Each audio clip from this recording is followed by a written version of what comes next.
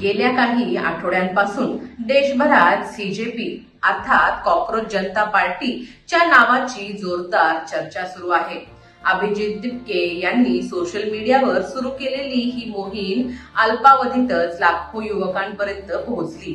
परीक्षा घोटाळे, paper leak, बेरोजगारी, भरती प्रक्रियेतील विलंब आणि शिक्षण व्यवस्थेतील कथित त्रुटींविरोधात आवाज उठवण्याचा दावा या चळवळीने केला। सोशल मीडियावर प्रचंड प्रतिसाद मिळाल्यानंतर 6 जून म्हणजेच काल दिल्लीच्या जंतर मंतरवर सीजेपीचे पहिले मोठे आंदोलन पार पडले।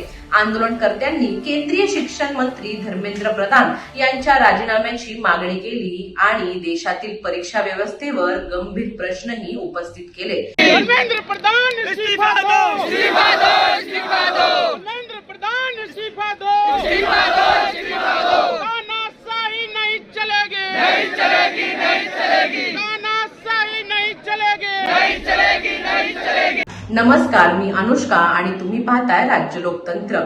या आंदोलनाचा सर्वात मोठा परिणाम कदाचित निवडणुकांवर लगेच होणार नाही, पण राष्ट्रीय चर्चेचा विषय बदलण्यात तो महत्त्वाची भूमिका बजावू शकतो।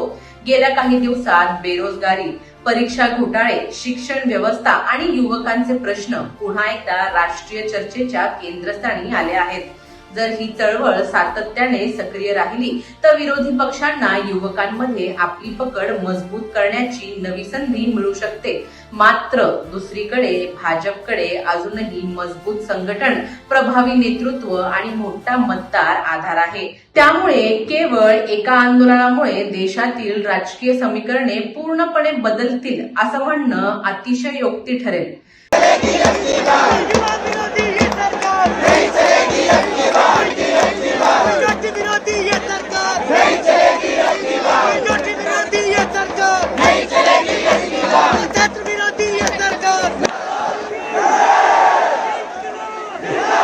विशेष म्हणजे आंदोलनानंतर सीजेपी कडून प्रसिद्ध करण्यात आलेल्या व्हिडिओमध्ये हा कार्यक्रम फक्त ट्रेलर असल्याचा दावा करण्यात आला।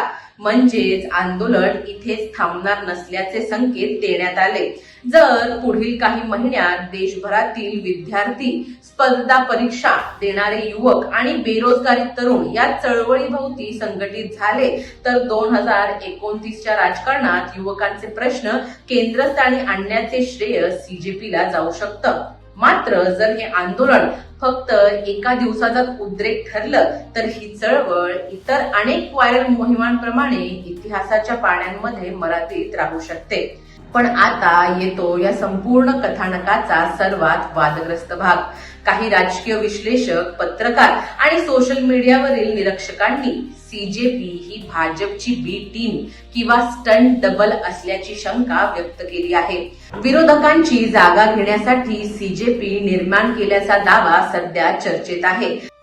यूएसए के लिए, अमेरिका के लिए निकल रहा था, उस दिन मेरी माँ रो रही थी थोड़ा कि मेरा बेटा जा रहा, मेरे साथ कौन रहेगा। मैं समझ सकता था वो बात, लेकिन जितना मेरी माँ उस दिन नहीं रोई, जितना मैं यूएसए को जा रहा था, उतना वो तब रो रही थी जब मैं अपने घर वापस आ रहा था। त्यांचा दावा असा आहे की सीजेपी सरकार विरोधी मुद्दे मांडते, पण पंतप्रधान नरेंद्र मोदी किंवा केंद्र सरकारच्या सर्वोच्च नेतृत्वावर थेट टीका करण्याऐवजी मुख्यतः केवळ शिक्षण मंत्री धर्मेंद्र प्रधान यांनाच लक्ष करते। अंगेन घात्रम नयने वक्त्रम न्यायेन राज्यम लवणेन भोज्यम। त्यामुळे काही लोक प्रश्न विचारतात की जर परीक्षा घोटाळे, बेरोजगारी आणि भरती प्रक्रियेतील समस्या या केंद्र सरकारशी संबंधित मुद्दे आहे तर आंदोलनाचा मुख्य निशाणा फक्त शिक्षण मंत्रीच का? दुसरीकडे सीजेपीने वारंवार स्पष्ट केलं आहे की त्यांचं कोणत्याही राजकीय पक्षाशी संबंध नाही। संघटनेच्या प्रतिनिधींच्या म्हणण्यानुसार ही लढाई कोणत्याही पक्षाच्या बाजूने किंवा विरोधात नसून विद्यार्थी आणि युवकांच्या प्रश्नांसाठी आहे। नीट पेपर लीक, भरती प्रक्रियेतील विलंब, स्पर्धा परीक्षांमधील कथित अनियमितता आणि शिक्षण व्यवस्थेतील त्रुटींमुळे निर्माण झालेल्या असंतोषाला आवाज देणं हेच त्यांचं उद्दिष्ट असल्याचं ते सांगतात. त्यामुळे सीजेपी स्वतःला एक नॉन पॉलिटिकल मूव्हमेंट म्हणून सादर करतं. मग प्रश्न उरतो की या आंदोलनाचा फायदा नेमका होतो तरी कोणाला?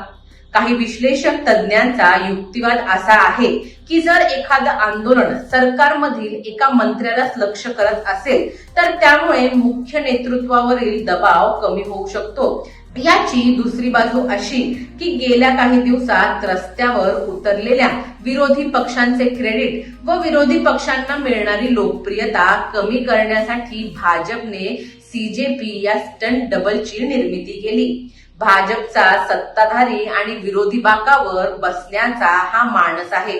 त्यामुळे या आंदोलनाचा फायदा नेमका कोणाला होतो याबाबत स्पष्ट एकमत दिसून येत नाही. कालच्या आंदोलनातून मात्र एक गोष्ट स्पष्ट झाली. सोशल मीडियातून सुरू झालेली ही चळवळ प्रत्यक्ष रस्त्यावर उतरलेली आहे. अभिजित दिपके स्वतः जंतर मंतरवर उपस्थित होते. शेकडो ते हजारो युवकांनी सहभाग घेतला. कॉकरोच मास्क, घोषणाबाजी आणि पोस्टर्समुळे आंदोलनाला मोठी प्रसिद्धी मिळाली. विशेष म्हणजे आंदोलनानंतर दिल्ली पोलिसांनी कोणतीही एफआयआर दाखल करण्यात आलेली नसल्याचं स्पष्ट केलं.